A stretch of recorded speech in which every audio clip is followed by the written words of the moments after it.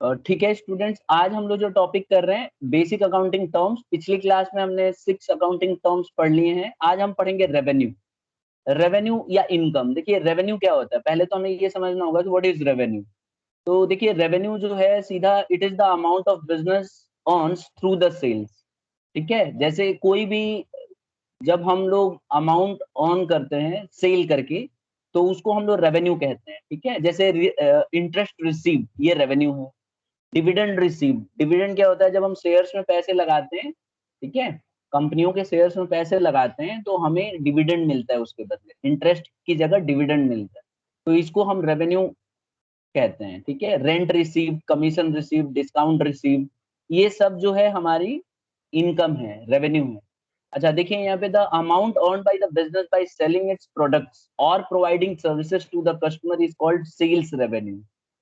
जब हम कोई पैसा कमाते हैं कोई भी सामान को बेच के या सर्विसेज दे के कस्टमर को, तो उसको हम सेल्स रेवेन्यू कहते हैं।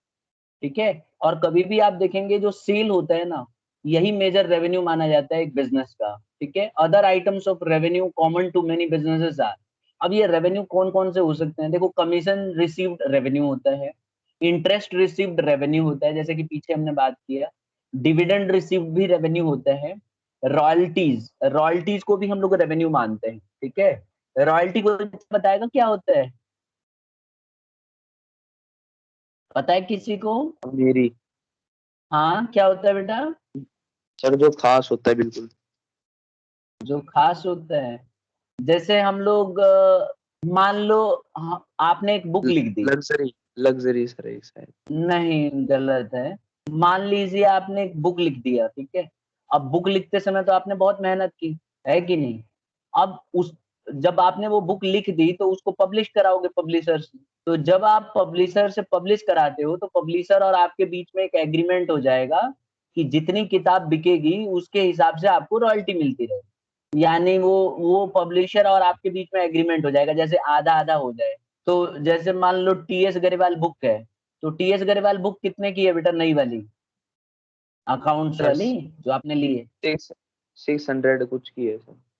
अच्छा मान लो 600 695। की है तो ठीक है, 695 है उस पे रेट लिखा हुआ। मान लेते हैं कि हमें 600 में उसने दिया, ठीक है, या मान लो कि ये बताइए वो बुक कितने की पड़ी होगी, मतलब उसको प्रिंट करने में कितने रुपए लगे होंगे, बताइए। सर दस कनिष्ठा हजार के उस, आसपास। हाँ नहीं नहीं, एक नोट, एक बुक को प्रिंट करने में कितने रुपए का खर्चा, पेज कितने का खर्च हुआ होगा, ये पूछ। 200 या 300। ज्यादा नहीं हो रहा है? आप देखो ना अखबार, हम लोग 7-8 रुपए का अखबार होता है, कितना सारा लिखा रहता है, जबकि वो भी कमाते हैं। मुझे तो लग रहा है 50 से 60 रुपए का खर्चा आता होगा। ठीक है, मुश्किल से, क्योंकि वो लोग लार्ज स्केल में बनाते हैं ना, एक दो तो बनाते नहीं। चलो मान लेते हैं 100 रुपीज लगा होगा, मान लेते हैं, वैसे इससे कम ही लगता है। तो 100 रुपीज लगा तो 500 रुपए तो आपसे कमा ही लिया उसने। तो 500 में से 250 यस। चला जाएगा जो राइटर है उसको, और 250 चला जाएगा पब्लिशर है उसको, या 300 चला जाएगा राइटर के पास, 200 चला जाएगा पब्लिशर के पास। तो ये जिंदगी भर कमाते हैं रॉयल्टी। ठीक है, तो जो रॉयल्टी हम जिंदगी भर कमाते हैं, जब तक वो बुक रहेगी आप कमाते रहोगे कमाते रहोगे, तो उसी को हम रॉयल्टी कहते हैं। अब क्लियर हो गया? Yes sir. रेंट रिसीव, जब हम किराया रिसीव करते हैं तो इसको भी हम लोग जो है रेवेन्यू मानते हैं। तो ये सब के सब रेवेन्यू है। तो टोटल रेवेन्यू जो होता है sales revenue plus other revenues मिला के हम टोटल रेवेन्यू कहते हैं। आप सिंपल वर्ड्स में ये भी बोल सकते हो कि जब भी हम कोई सामान बेचते हैं तो जो हमें पैसा मिलता है वो रेवेन्यू कहलाता है। अब सबको क्लियर हो गया रेवेन्यू क्या होता है? अब हम बात करते हैं यस। एक्सपेंसेस की। देखिए एक्सपेंसेस में खर्चे को बोलते हैं expense. The amount spend to earn revenue, जब भी हम रेवेन्यू अर्न करने के लिए कोई भी खर्चा करते हैं तो उसको हम लोग एक्सपेंस मानते हैं। जैसे टीएस गरेवाल ने जो भी खर्च किया होगा बेचने के लिए बुक को, वो उसका मतलब एक्सपेंस माना जाएगा, और बुक को बेचने के लिए खर्च तो करना पड़ता है ना। ठीक है, उसको जो भी उसने खर्चा किया होगा that will be known as expense, जैसे रेंट, वेजेस मजदूरी भी देना पड़ता है जो बनाते हैं उसमें एम्प्लॉइज, ठीक है, सैलरी भी देना पड़ता होगा जो एम्प्लॉइज उसने रखा है, रेंट भी देना होता होगा अगर कहीं वो ऑफिस ओपन किया हुआ है बनाने का तो उसके रेंट भी देने पड़ते हैं। तो ये सारे के सारे जो खर्चे हैं that is known as expense. जैसे दुकान वाले देखो आप सामान बेचते हैं तो उनको कई बार अपने एम्प्लॉय रखने पड़ते हैं, मजदूर रखने पड़ते हैं, तो उनको जो खर्चा पे करते हैं that is known as expense. तो expense is anything which is paid which is spent to earn revenue. Is it clear to everybody? Yes sir. Class. अब देखो एक्सपेंसेस में भी देखो यहाँ पे कह रहा है expenses are cost incurred by the business in the process of earning revenue. कह रहा है एक्सपेंस वो खर्चा है, वो कॉस्ट है जो हमें बिजनेस प्रोसेस मतलब करते समय हमें हम लोग जो है इनकर करते हैं, पे करते हैं। It is the cost of use things और services for the purpose of generating revenue. कह रहा है कि ये जो है कॉस्ट ऑफ यूज थिंग्स और services for the purpose of generating, कोई भी जब हम खर्च करते हैं जनरेट करने के लिए रेवेन्यू, ठीक है, कोई भी सामान के ऊपर या सर्विसेज के ऊपर, तो उसको हम लोग एक्सपेंसेस कहते हैं। जैसे कि अब कॉस्ट ऑफ थिंग्स क्या है यहाँ पे, कॉस्ट ऑफ थिंग्स है जैसे फर्नीचर आप परचेज कर रहे हो, कॉस्ट ऑफ गुड्स मतलब कोई भी सामान बेचने के लिए आपको रॉ मटेरियल तो खरीदना पड़ता है ना, तो उसका जो खर्चा आएगा, स्टेशनरी का जो खर्चा आएगा, इसको हम लोग कॉस्ट ऑफ थिंग्स कहते हैं। कोई भी सामान बेचने के लिए आपको रॉ मटेरियल लाना पड़ेगा, रॉ मटेरियल से आप वो सामान बनाओगे, तो जो आपने रॉ मटेरियल खरीदा है उसको कॉस्ट ऑफ थिंग्स कहते हैं, या जो भी स्टेशनरी का खर्चा आया हो उसके ऊपर वो कॉस्ट ऑफ थिंग्स कहते हैं। अब कॉस्ट ऑफ सर्विसेज क्या कहते हैं, कॉस्ट ऑफ सर्विसेज कहते हैं सैलरी को, एडवर्टीजमेंट को, रेंट को, इंश्योरेंस को, इलेक्ट्रिसिटी, टेलीफोन, रिपेयर्स, ये सब हमारे कॉस्ट ऑफ सर्विसेज। ठीक है, यहाँ तक आ गया, क्लियर है सबको? Yes sir. Yes sir. और कई बार क्या होता है एसेट्स की वैल्यू धीरे धीरे कम होती जाती है तो उसको हम लोग डेप्रिसिएशन कहते हैं, ये भी हमारा एक खर्च है। कोई भी सामान आपने रखा है बेचने के लिए तो उसकी वैल्यू धीरे धीरे कम होती जाती है समय समय के साथ, तो उसको हम लोग डेप्रिसिएशन कहते हैं। Am I clear to everybody?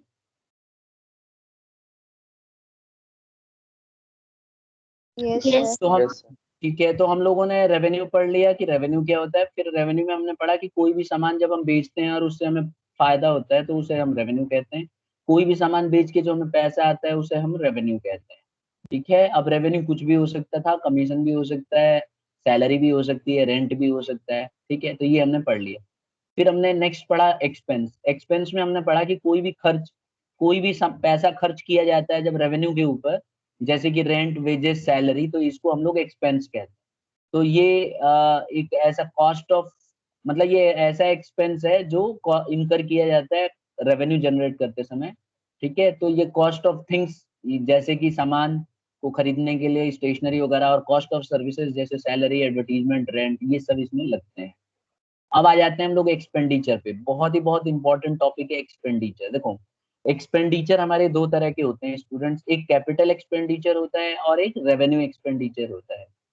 Capital expenditure क्या होता है, पहले तो आप देखो एक्सपेंडिचर का मतलब होता है खर्च करना, बिजनेस के अंदर लगाना कमाने के लिए।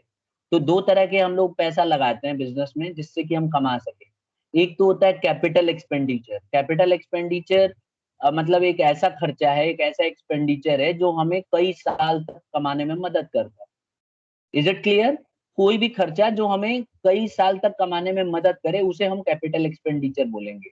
जैसे कि मशीन खरीदना, बिल्डिंग खरीदना, ठीक है, ऑफिस परचेज कर लेना, लैंड परचेज कर लेना, ये सब हमारा कैपिटल एक्सपेंडिचर। जब भी हम कोई ऐसा खर्च कर दें जिससे हम कई साल तक लगातार कमा सके तो वो हमारा कैपिटल एक्सपेंडिचर बन जाए।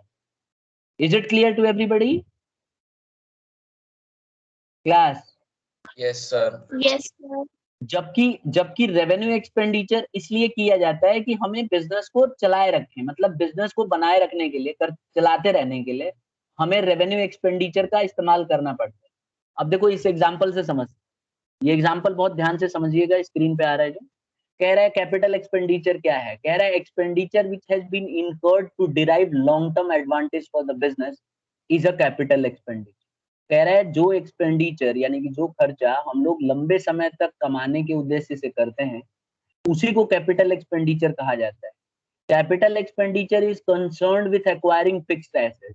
अगर और सिंपल भाषा में कहा जाए तो कैपिटल एक्सपेंडिचर एक ऐसा खर्चा है जिसके अंदर हम लोग फिक्स सर ये एसेट वॉइस एक्वायर। वाइस में थोड़ी को हाँ जी,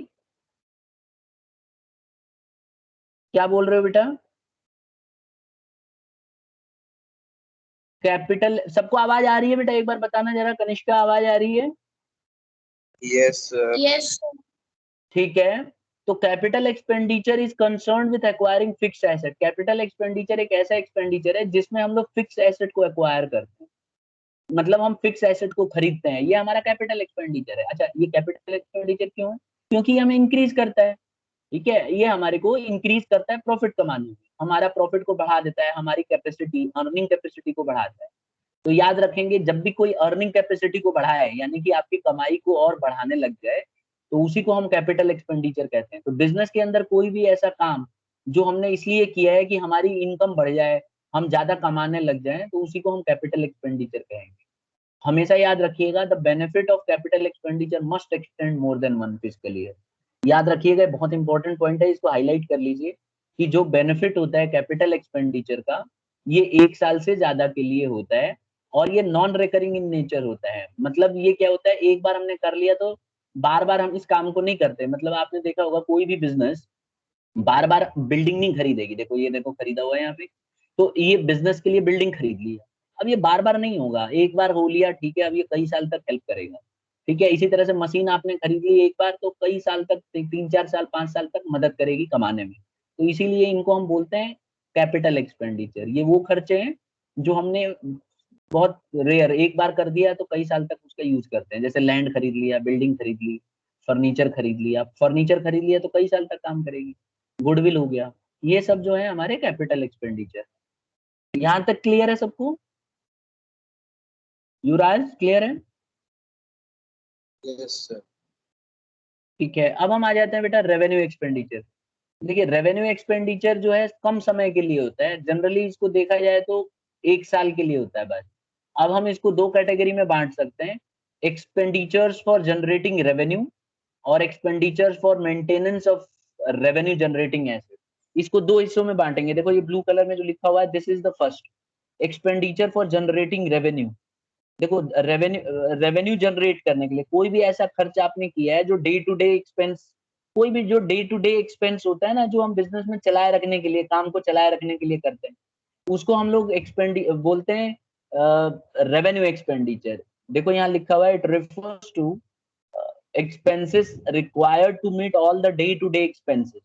कह रहा है कि ये वो खर्चा है जो डे टू डे एक्सपेंस को मीट करने के लिए किया जाता है, ठीक है। जो रोजमर्रा का खर्चा है, जैसे कि तनख्वाह देना, वेजेस देना, रेंट देना, एडवर्टीजमेंट का खर्चा देना, डेप्रिसिएशन, ये सारे के सारे जो है हमारे रेवेन्यू एक्सपेंडिचर है, क्योंकि डे टू डे।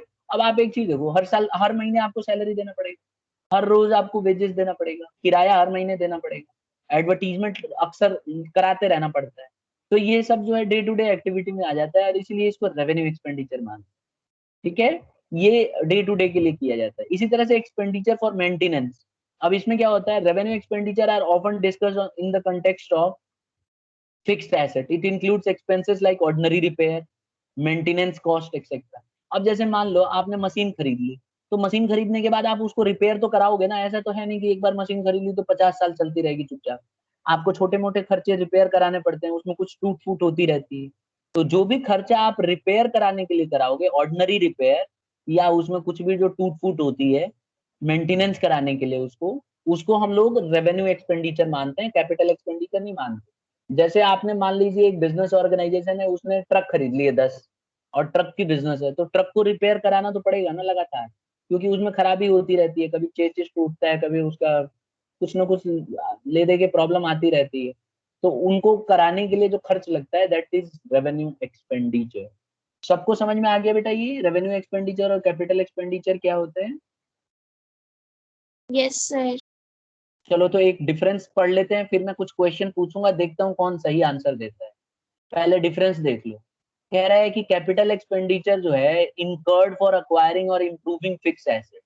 कह रहा है कैपिटल एक्सपेंडिचर इसलिए खर्च किया जाता है कि हम फिक्स एसेट को खरीदें, एक्वायरिंग मतलब खरीदना, और इम्प्रूविंग का मतलब फिक्स एसेट में और सुधार करा जा सके और कमाने का सोर्स बढ़ाया जा सके। जबकि जो रेवेन्यू एक्सपेंडिचर है ना स्टूडेंट, ये एक रूटीन एक्सपेंडिचर है, डे टू डे खर्चा है, रोजमर्रा का खर्चा निपटाने के लिए किया जाता है। दूसरा, capital expenditure increases earning capacity, capital expenditure हमारे अर्निंग कैपेसिटी को बढ़ा देता है, ठीक है। जबकि रेवेन्यू एक्सपेंडिचर जो है हमारी अर्निंग कैपेसिटी को बनाए रखता है, दोनों में फर्क है। ये हमारी अर्निंग कैपेसिटी को बढ़ा देता है कैपिटल एक्सपेंडिचर, और रेवेन्यू एक्सपेंडिचर हमारी अर्निंग कैपेसिटी को चलने देता है, मतलब कैसे भी हमारी अर्निंग होती रहे बस, इसलिए हम कराते हैं। जैसे ट्रक में खराबी आ गई तो हम उसको रिपेयर करा देते हैं जिससे कि हम कमाते रहें, तो वो हमारा revenue expenditure. Non recurring in nature, देखिए ये बार बार रिपीट नहीं होता। कैपिटल एक्सपेंडिचर जो होता है, जैसे बिल्डिंग खरीद ली, तो हर साल या हर महीने बिल्डिंग थोड़ी ना खरीदेंगे, तो कभी कभी किया जाने वाला काम है ये। जबकि ये जो रेवेन्यू एक्सपेंडिचर आप देख रहे हैं, ये हमारा रिकरिंग इन नेचर है। क्लियर है सबको? This is recurring in nature, तो इसको हम रिकरिंग इन नेचर मानते हैं। फिर आ जाता है चौथा डिफरेंस, कह रहा है it produces benefit over several year. हमेशा याद रखना है, कैपिटल एक्सपेंडिचर आपको कई साल तक कमाने में मदद करता है। जबकि बात करें रेवेन्यू एक्सपेंडिचर की, तो इसका जो बेनिफिट है वो एक साल के अंदर ही अंदर निपट जाता है, खत्म हो जाता है। तो आई होप ये सारे डिफरेंस आपको क्लियर हो गए होंगे। हो गए क्लियर क्लास? Yes sir. ठीक है, अब मैं कुछ क्वेश्चंस पूछता हूँ, देखता हूँ किस बच्चे को अच्छे से आ गया है और कौन सही बताता है। पूछूं क्लास? यस सर सर वैसे हाँ, एक्सपेंडिचर होता क्या है? एक्सपेंडिचर होता है बेटा खर्चा जो हम किसी काम के लिए करते हैं, लेकिन दो तरह के खर्चे होते हैं, एक कैपिटल एक्सपेंडिचर, एक revenue expenditure. Capital expenditure business में कमाने के उद्देश्य से किया जाता है, जैसे बिल्डिंग खरीद लिया, लैंड खरीद लिया, फर्नीचर खरीद लिया, इनकी मदद से हम कमाते हैं। और रेवेन्यू एक्सपेंडिचर वो खर्चा है जो हम डे टू डे खर्चों को पूरा करने के लिए करते हैं, जैसे सैलरी देना, रेंट देना, वेजेस देना, ये सब। आ रहा है? यस सर, आ गया समझ। अच्छा चलो मैं क्वेश्चन पूछता हूँ, अगर समझ में आ गया तो देखता हूँ कौन बच्चा सही बताता है। पूछूं? Yes yes yes sir. ठीक है, हैंड रेज करना बेटा, देखता हूँ कितने बच्चे हैंड रेज करते हैं। एक पिक्चर हॉल है, ठीक है, सिनेमा हॉल।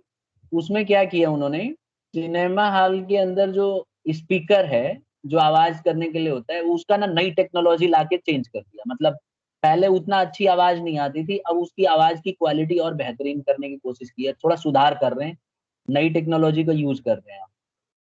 बताइए कैपिटल एक्सपेंडिचर है कि रेवेन्यू एक्सपेंडिचर है?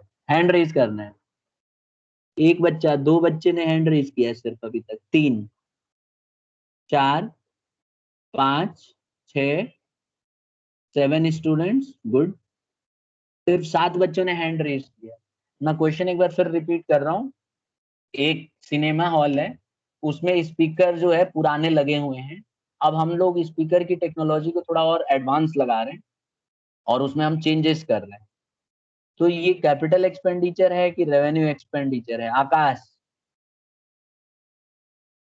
Sir revenue expenditure. Revenue expenditure. Diya आप बताओ।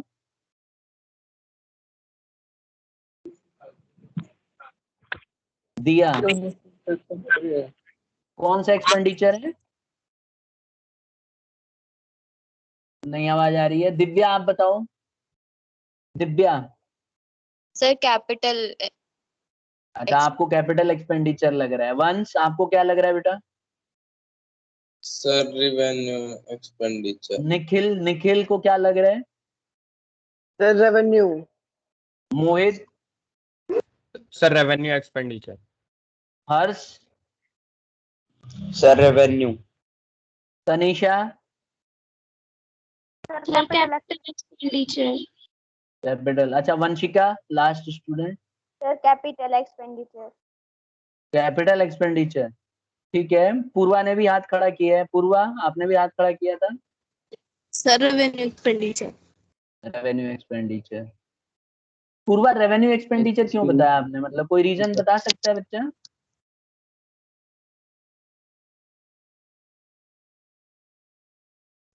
जिन बच्चों ने रेवेन्यू एक्सपेंडिचर बताया है वो बच्चे बिल्कुल सही हैं, क्योंकि ये डे टू डे एक्सपेंस है। अगर हम पिक्चर हॉल के माइक को अच्छा कर रहे हैं, स्पीकर को अच्छा कर रहे हैं, तो ये डे टू डे एक्सपेंडिचर है, ठीक है। ये हमें करते रहना पड़ेगा भाई, टेक्नोलॉजी हर समय चेंज होती है, तो आप क्या स्पीकर पुराना वाला ही रखोगे क्या जिंदगी भर? ये तो डे टू डे एक्सपेंस है, मतलब ये करते रहना पड़ता है। तो ऐसा किया हुआ काम हम इसको रेवेन्यू एक्सपेंडिचर मानेंगे, ठीक है, इसको हम रेवेन्यू एक्सपेंडिचर मानेंगे, ठीक। अच्छा, अब मान लेते हैं कि हमने क्या किया, जो सिनेमा हॉल है उसका जो गेट है, एग्जिट और एंट्री गेट, पहले एक एक था, एक एग्जिट गेट था, एक एंट्री गेट था। अब हमने क्या किया, दो एग्जिट गेट कर दिए, दो एंट्री गेट कर दिए। चलिए बताइए आयुष, अनुष, क्या होगा बेटा अनुष आपके हिसाब से? Anush, sir revenue expenditure. आपके हिसाब से रेवेन्यू एक्सपेंडिचर होगा। कोई है बच्चा जो कैपिटल एक्सपेंडिचर बता रहे हैं? Anybody? Sir capital expenditure. Capital expenditure, ठीक है, कैपिटल एक्सपेंडिचर, बहुत बच्चे कैपिटल एक्सपेंडिचर भी बता रहे हैं, ओके। बेटा कैपिटल एक्सपेंडिचर क्यों है? सर क्योंकि हम इस पे रेगुलर खर्चा कर रहे, रेगुलर खर्चा नहीं कर रहे हैं, एक ही बार किया है खर्चा उस पे। लेकिन क्या इसने आपकी अर्निंग इनकम की कैपेसिटी को बढ़ा दिया? ये भी तो एक रूल है कि भाई कैपेसिटी बढ़नी चाहिए। क्या ये आपकी कमाई को बढ़ा देगा? Yes sir. मुझे तो नहीं लगता है कि कमाई को बढ़ाने वाला है। ये तो डे टू डे एक्सपेंडिचर है, आपको करते रहना पड़ता है। हर साल कुछ ना कुछ चेंजेस होते हैं, कभी गेट बढ़ा देते हैं, कभी थोड़ा सा चेंज कर देते हैं। बेटा ये करेक्ट आंसर इसका है रेवेन्यू एक्सपेंडिचर। ये रेवेन्यू एक्सपेंडिचर होगा क्योंकि हमारा ये जो है डे टू डे एक्सपेंसेस को बढ़ाएगा, मतलब हमारी अर्निंग कैपेसिटी को नहीं बढ़ाने वाला है। Is it clear to everybody? It's not going to increase our earning capacity, ठीक है। तो ये वाला पॉइंट इसमें नहीं आ रहा है, इसीलिए ये नहीं होगा। और हमने कोई एसेट खरीदा भी नहीं है, ठीक है। और दूसरी बात ये जो है रेकरिंग इन नेचर है, तो करेक्ट आंसर आएगा। और ये मेंटेनेंस है, ये मेंटेन करके रख रहा है, अर्निंग कैपेसिटी को मेंटेन करके रखेगा, ठीक है, जिससे कि लोग सहूलियत हो, आसानी हो। अच्छा, अगर हम मान लीजिए उसका जो पर्दा होता है पिक्चर हॉल का, उसको अगर हम नया बना लगा दें, तो जो पर्दा होता है ना हॉल का, हाँ जी आकाश बताइए क्या करेंगे?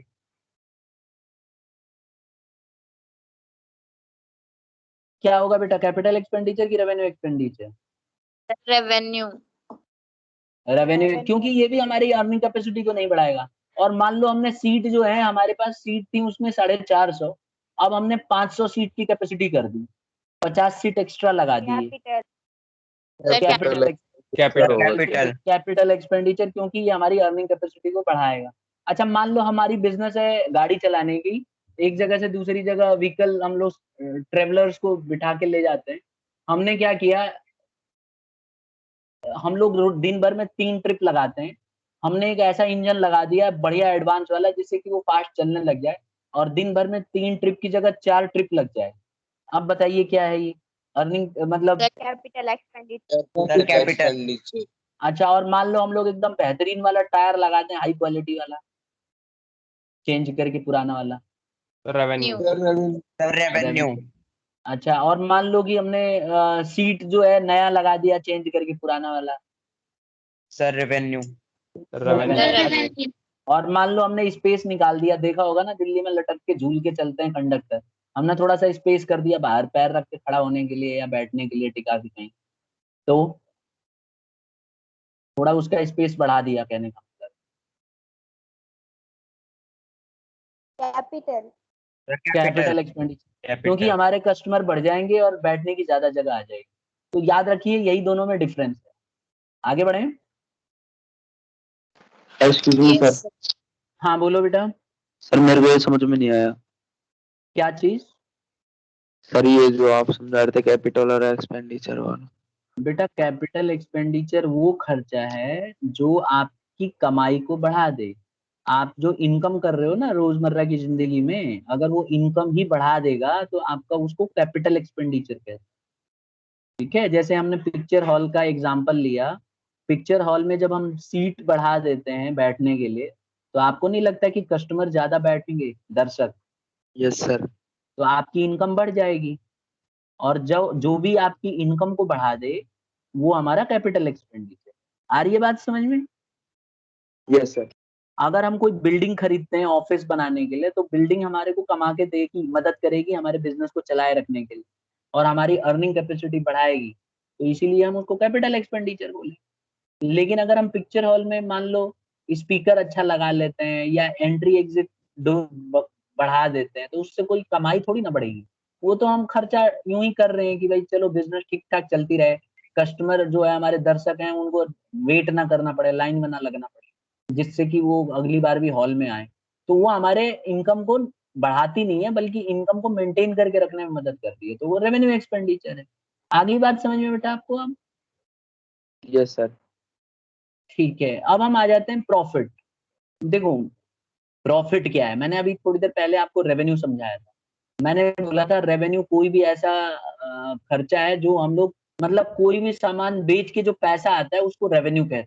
ठीक है, जैसे मैंने बहुत सारा, जैसे सब्जी वाले का एग्जांपल ले लो, सब्जी वाला टमाटर बेच रहा है और टमाटर बेच के उसको 3,000 रुपए मिले, तो 3,000 वो रेवेन्यू कहलाएगा, क्योंकि बेच के उसको कितना मिला है? 3,000। क्या उसको प्रॉफिट भी 3,000 का हुआ है? आंसर है नहीं। वो खरीद के लाया था 2,500 का और सारा टमाटर बेच के 3,000 मिले, तो कितना कमाया उसने? 500। 500। ठीक है, तो जब भी हम रेवेन्यू में से सारे खर्चे हटा देते हैं तो उसके बीच में जो पैसा आता है वो हमारा प्रॉफिट। आई होप क्लियर हो गया होगा सबको। Yes sir. ठीक है, एक और यस सर। एग्जांपल है। एक सब्जी वाला है, उसने सब्जी मंडी से 4,000 का सामान खरीदा। ठीक है, अच्छा उसको खरीदते समय 500 रुपए उसके खर्च हो गए गाड़ी से आने जाने में, लेके आने में। ठीक है, तो 4,000 का सामान था और 500 का खर्चा था, तो कितने का पड़ गया बेटा उसे? 4,500 का। 4,500। अब 4,000 का जो सामान, ठीक है, 4,000 का जो वो सब्जी लाया था, ठीक है, उसको जब उसने खरीदा था तो उसको बेचा तो उसने 5,000 में बेचा। 5,000 में से जो उसने खर्च किया था ना ट्रेवलिंग का 500 रुपए, वो माइनस कर देंगे और उसके बाद जो कमाई होगी वही हमारा प्रॉफिट कहलाएगा। आई होप क्लियर हो गया होगा अब। Yes sir. Yes sir. तो इसको ऐसे लिखना, excess of revenue over expenses. कह रहे एक्सेस ऑफ रेवेन्यू का मतलब है जब जो हमारा रेवेन्यू फालतू बच जाए खर्चा हटाने के बाद, उसको हम प्रॉफिट कहते हैं। ठीक है, अब हम आ जाते हैं गेन पे। गेन क्या है? देखो कई बच्चों को लगता है प्रॉफिट और गेन एक ही बात है, तो आप गलत हैं। प्रॉफिट और गेन एक ही बात नहीं हो सकती है। प्रॉफिट और गेन में थोड़ा सा फर्क है। देखो गेन क्या होता है, ध्यान से समझना। A profit that arises from the event or transaction which are incidental to business such as sale of fixed asset, winning a court case, appreciation in the value of an asset, etc. कह रहा है gain वो profit है तो profit ही, लेकिन gain तब हम बोलते हैं जब हम कोई ऐसी कमाई करते हैं जो हम एक्सपेक्ट नहीं करते, उम्मीद नहीं होती है। जैसे एसेट बेच के कोई कमाने की नहीं सोचता है। कोर्ट में केस जीतना इतना आसान नहीं है, तो इसको हम लोग अगर जीत गए तो हम अपनी खुशकिस्मती समझेंगे। अगर कोई एसेट की कीमत बढ़ गई अचानक, तो वो भी हमारा गेन हो जाएगा। तो गेन का मतलब होता है कोई ऐसा ट्रांजैक्शन, कोई ऐसा इवेंट जो इंसिडेंटल है, मतलब बिजनेस में अचानक ही हो गया है, हम उम्मीद नहीं कर रहे थे कि ऐसा होगा, उसी को हम गेन कहते हैं। तो इसीलिए हमेशा एसेट बेच के जो कमाया हुआ पैसा होता है वो गेन होता है। ठीक है, कोर्ट में जीता हुआ केस और उससे मिला हुआ पैसा हमारा गेन माना जाता है। Is it clear to each and every student? Yes sir. Yes sir. कोई भी ऐसा काम जो मतलब कोई भी ऐसा काम जो इंसिडेंटल हो, बिजनेस में अचानक हो जाए और हम उम्मीद नहीं करते हैं, अगर उससे हमारी कमाई हो जाए तो हम उसे गेन कहेंगे। जैसे मान लो एक बिजनेस है, उसके पास एक लैंड पड़ा हुआ है, अचानक लैंड का रेट बढ़ गया और उसने बेच दिया, जबकि उसने बेचने के लिए नहीं रखा था, सडनली बेच दिया, ऐसा हो गया, तो उसको गेन कहेंगे, प्रॉफिट नहीं कहेंगे, इनकम नहीं कहेंगे। क्योंकि कोई भी बिजनेस बेचने के लिए नहीं रखती है सामान। अब जैसे एक और एग्जांपल है, मान लो स्टेशनरी की दुकान है बुक वाले की, और उसने फ्रिज रखा हुआ है दुकान पे।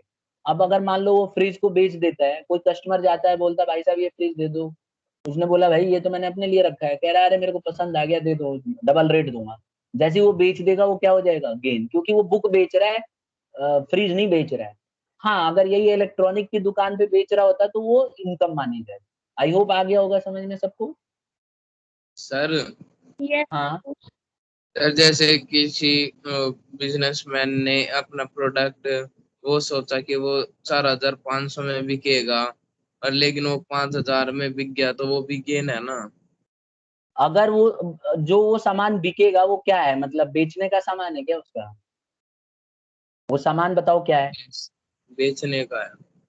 अगर वो बेचने के पर्पज से रखा हुआ है और प्रॉफिट है। अगर बेचने के पर्पज से रखा है और उसी को बेच के कमा रहा है तो वो प्रॉफिट इनकम कहलाएगा, गेन नहीं कहलाएगा। लेकिन अगर उसने बेचने के उद्देश्य से नहीं रखा है और उसके बाद भी उसको गेन हो जाए तो उसके लिए वो, मतलब अगर उसके बाद भी कमाई हो जाए तो गेन कहलाए। आ रहा है समझ में? Yes sir. ठीक है, जैसे अगर मान लो आप इंटरनेट कैफे में गए और वहां आपको एक कंप्यूटर बहुत अच्छा लगा और आपने इंटरनेट कैफे वाले से बोला कि भाई ये वाला कंप्यूटर और ये पूरा सेटअप मेरे को दे दे, और इंटरनेट कैफे वाले को दिख रहा है कि 10,000 का फायदा हो रहा है क्योंकि उसको पता है कि कंप्यूटर खराब है और ज्यादा कीमती नहीं है और उसको नया कंप्यूटर खरीदना था। तो जो उससे कमाई होगी ना उसके लिए गेन हो जाएगी, क्योंकि वो कंप्यूटर, इंटरनेट कैफे वाले कंप्यूटर थोड़ी ना बेचते हैं। उन्होंने तो बस इसलिए रखा है कि कस्टमर आए और उसको यूज करें। लेकिन कोई कस्टमर जबरदस्ती खरीदना चाह रहा है और उससे उसको फायदा हो जाए तो गेन कहलाएगा। आ गया समझ में? Yes sir. यही कमाई अगर कंप्यूटर की दुकान वाले ने की होती तो ये फिर हमारा गेन की जगह इनकम होता। आ गया समझ में? तो यही डिफरेंस है दोनों के बीच। अब हम आ जाते हैं लॉस।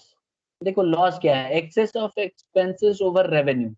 जब हम कोई सामान बेचते हैं, जैसे मान लो हमने सामान बेचा 10,000 का और उसके ऊपर 11,000 का खर्चा आ गया हमारा, सैलरी दे के, वेजेस दे के, मजदूरी दे के, ट्रांसपोर्टेशन का खर्चा, सारे खर्चे, रेंट दे के। अगर हमारा खर्चा 11,000 का है और हमने उसे सिर्फ 10,000 में बेचा है तो 1,000 का हमें चूना लग गया, 1,000 का लॉस हो गया। तो यही 1,000 लॉस कहलाए। जब भी हमारा एक्सपेंस रेवेन्यू से ज्यादा आ जाए तो उसे हम लॉस कहते हैं। क्लियर है?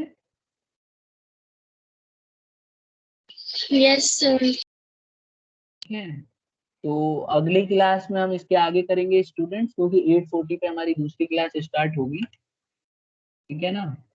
तो अब हम लीव करते हैं और नेक्स्ट क्लास में मिलते हैं।